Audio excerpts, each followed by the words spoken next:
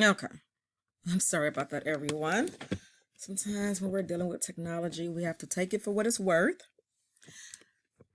All right, so this is Professor Parker, and I wanted to provide you with just a brief lecture on effective and ineffective communication. Now, your first assignment, a lot of you have submitted, well, one of the first assignments, a lot of you have submitted your email assignments. And of course, in today's times, email is extremely essential when it comes to communication within an organization, be it at a school, like here at Henry Ford, or be it at your place of business.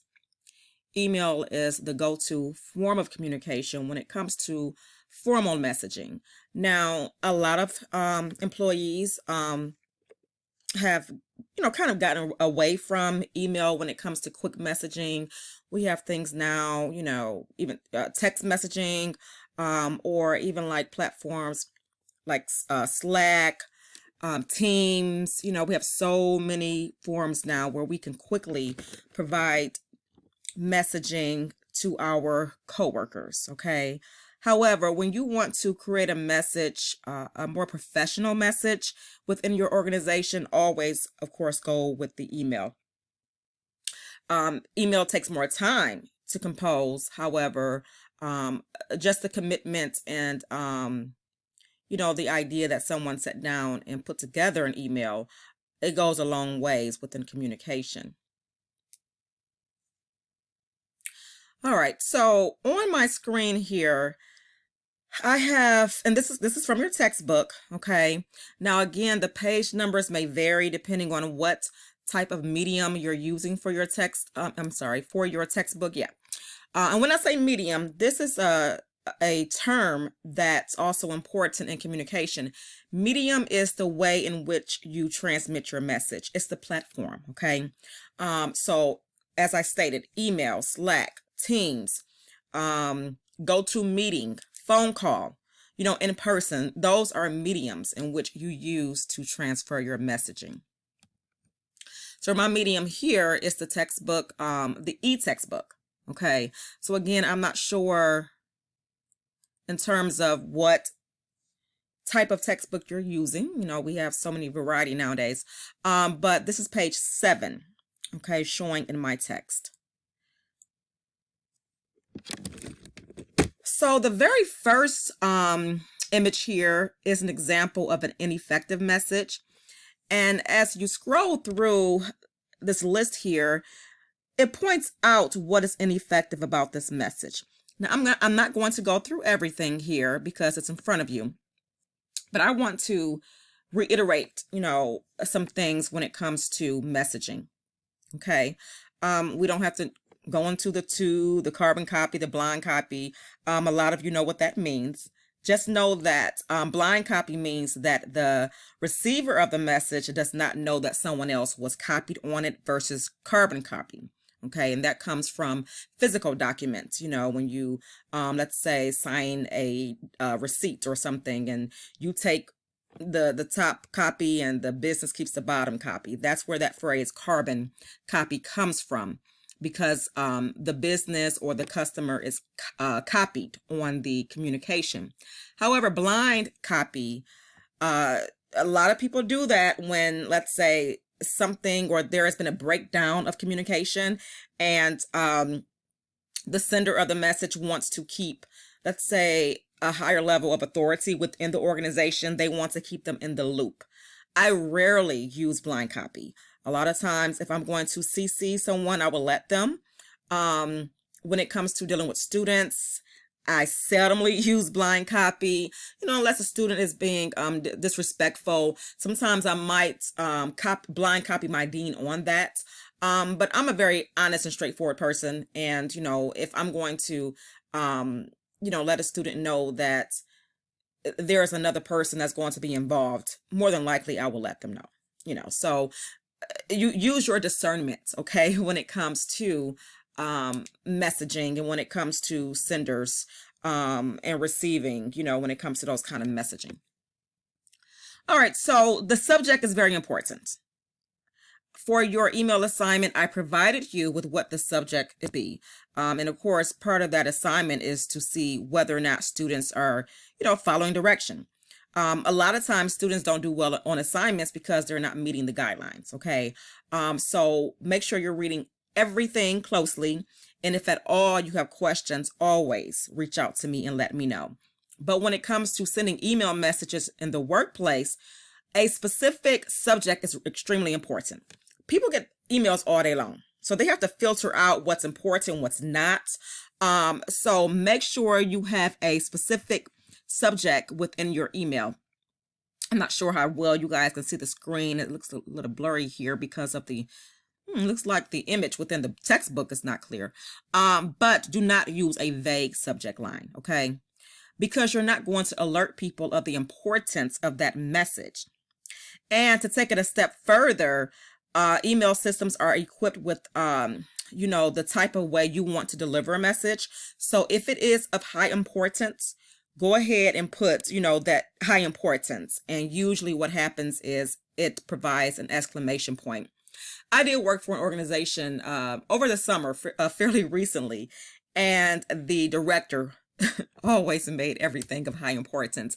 And it got to the point where we were actually all annoyed with this. Okay. Like, ma'am, just because it's coming from you does not mean it's of high importance. Because of course, when you see something with that red exclamation point, you're going to stop what you're doing to read it. So do not overuse that. Okay. Only use the high importance when it's really important. Okay. All right. And then another, point here that I want to discuss is the lack of addressing of the receiver of the message. Okay. Your book here states the greeting is cold and off-putting. It is. You don't want to just say all. Okay. And if you are writing to someone specifically, you always address that person. Okay. And I know a lot of you have already sent those email assignments, but I gave you everything you were supposed to do. But I'm just, reiterating some things here. So a lot of these are teachable moments, for a lot of students. But I decided to go over this because as you are communicating with myself, as you are communicating with in your own organizations, it's still really important to make sure, you are addressing the most important parts of an email. But that's why I give specific information when I give my assignments out. So just to say all, that's off-putting. It's not personal. And so you always want to address whoever you are responding to or sending the message to by name. Even if it's a mass email, hello, everyone, dear students, dear colleagues. So that's going to be very important. The term dear, while I don't mind it, some people actually look at it as too personal of an approach. It's like a term of endearment. So unless they're writing to someone, a family member or a friend, they tend to go with the hello. I like the hello. I like the greetings, everyone. I like to use that specifically when I'm addressing a mass audience.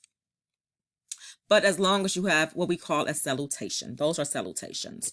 That's fine. Okay. Well, especially when it comes to, of course, your email assignment, but in communication, it's really important to use a salutation. Dear, hello, greetings, Now, in the past, in teaching this class, I have had students who ask me in terms of more informal communicating when it comes to email messaging.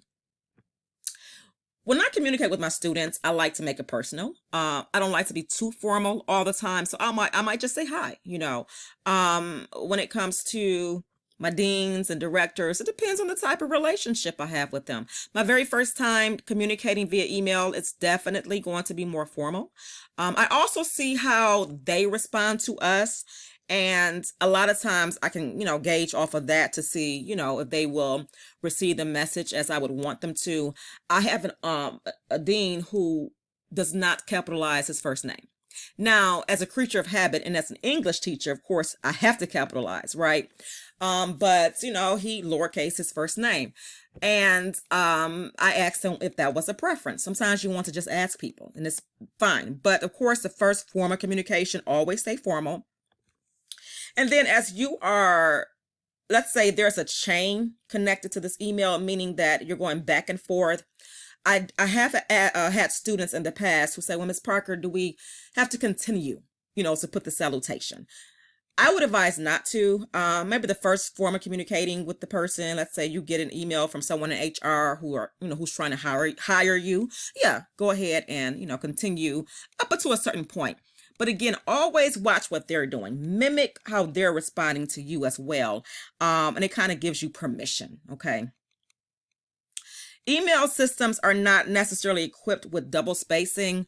So we use what I call block style formatting here. Block style, and this is also true when it comes to your discussion boards. Block style is no indentations, single space, but you're double spacing in between your paragraphs. That's important because the audience needs to know, where your new paragraph begins, okay? So even though email systems have become a bit more sophisticated, a lot of them are still lacking when it comes to double spacing. But as we continue on in business communication, block style format is important anyway. It's very rare when you receive a letter and it's double spaced, okay? Double spacing is more important for, let's say, essays, okay? All right, so, and another thing I want to point out here is contractions. Well, I don't necessarily take off for contractions, for your first assignments. I'll note to you not to use them. So right here it says let's, you want to go ahead and eliminate contractions in formal professional communication, even if the person that you're responding to is doing so. You always want to have a level of professionalism when you are dealing with other professionals. All right, and then there's some other information here, but using specifics is really important. So as you look through here, when it comes to the content of the email, make sure you're very specific in what you're doing. As we move on to letter writing and those kind of things, I'm going to talk more about indirect and direct messaging. Important messages get straight to the point. Those that are not might want to buffer, okay? So a direct message would be getting straight to the point. Indirect, you might want to say, well, I hope your day is going well, something like that, okay? And always close out your messages, your emails. This one does not have a closing. This one does. Thanks is a bit informal, so you might want to say thank you. I always use best or best regards, warm regards, sincerely. That's fine as well. And when you create your emails, you might want to have a permanent signature, meaning that you can set it up so every time that an email goes out, your signature shows up. Now, let me say this because this is also something that I get in a habit of doing now, and I only do now because I have seen, my bosses do it or what have you. It's using your phone apps to respond. I try to take out the get iPhone or whatever, when you're using your phone apps. But those are fine, especially if my students are responding to me. However, if I'm responding to my directors and deans, I try to avoid that. I try to just go ahead and log into my Outlook so that it is more professional. All right, so I hope this little brief lecture was helpful. And if you have any questions, please let me know. But this textbook is really good, and that's why I picked it. Please use it when it comes to examples, terminology. It's really important.